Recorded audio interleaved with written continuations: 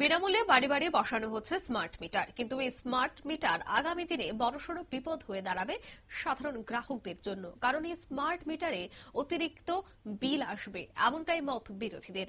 আজ এই smart meter বাতিলের দাবিতে ভুতুড়িয়া বিদ্যুৎ দপ্তরের সামনে বিক্ষোভের আয়োজন করেন সিপিএম পশ্চিম ত্রিপুরা জেলা কমিটি। পশ্চিম ত্রিপুরা জেলা কমিটির উদ্যোগে এই বিক্ষোভ মিছিলটির নেতৃত্ব দেন বাম নেতা মানিক দে এবং সেখানে একটি পথসভারও আয়োজন করা হয়েছে।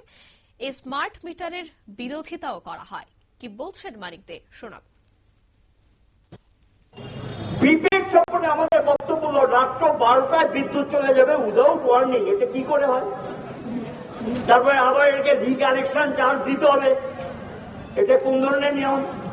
সব ক্ষেত্রে এটা হয় না।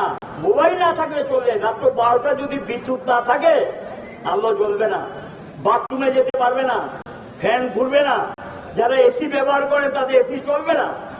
এটা কেমন কথা? সেখানে গিয়ে এই যে পদ্ধতিটা, এই পদ্ধতিটা ঠিক না। এটা সম্পর্কে আমরা আপত্তি তুলেছি। স্মার্ট মিটার বাতিল করে ডিজিটাল মিটার যেটা ছিল সেই মিটারে ফিরে যাও। সেই মিটারে গিয়ে অ্যাকচুয়াল যা দাম সেই দাম গ্রাহকদের থেকে নাও, কোনো আপত্তি নেই, সেটা নেবে। এখন যেটা বাড়িয়েছেন ফুয়েল চার্জ, জ্বালানি খরচ, জ্বালানি খরচ সম্পর্কে গ্যাসের উপরে তোমরা 30% উপরে ট্যাক্স বসিয়েছ, রান্নার গ্যাস থেকে আরম্ভ সবকিছু। সেখানে তো একবার পাবলিক ট্যাক্স দিচ্ছে। এখন এই গ্যাসটা যখন ব্যবহার করে বিদ্যুৎ তৈরি হয়, সেখানে গিয়ে এটা সেন্ট্রাল এবং স্টেট গভর্নমেন্ট দুই গভর্নমেন্টেরই এখানে চার্জ বাড়িয়ে দিয়েছেন। আগে ত্রিপুরার ক্ষেত্রে গ্যাসের উপর তেমন কোনো ত্রিপুরা সরকার চার্জ নেয়নি। এটা সেন্ট্রালের একটা ট্যাক্স ছিল আমাদের যে রাজ্যের গ্যাস, এই গ্যাসের উপর। এখন গিয়ে সেন্ট্রাল স্টেট সবাই সেখানে গ্যাসের উপরে চার্জটা বসিয়ে দিয়েছেন। তাহলে গ্যাসের দাম বাড়ানোর ক্ষেত্রে এরকম তো আগেও বেড়েছে। আমরা তো এটা তাৎক্ষণিক গ্যাসের দাম ধরে বাড়াইনি, এবং এটা বাড়ালেই বাড়াতে হবে।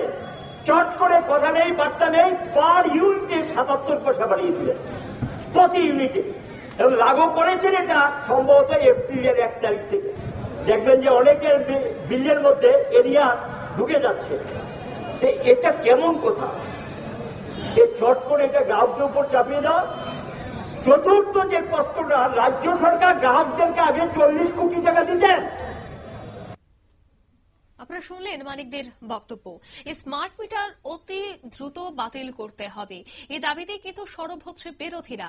এবং এই স্মার্ট মিটারে আগামী দিনে বড়সড় মাশুল দিতে হবে গ্রাহকদের।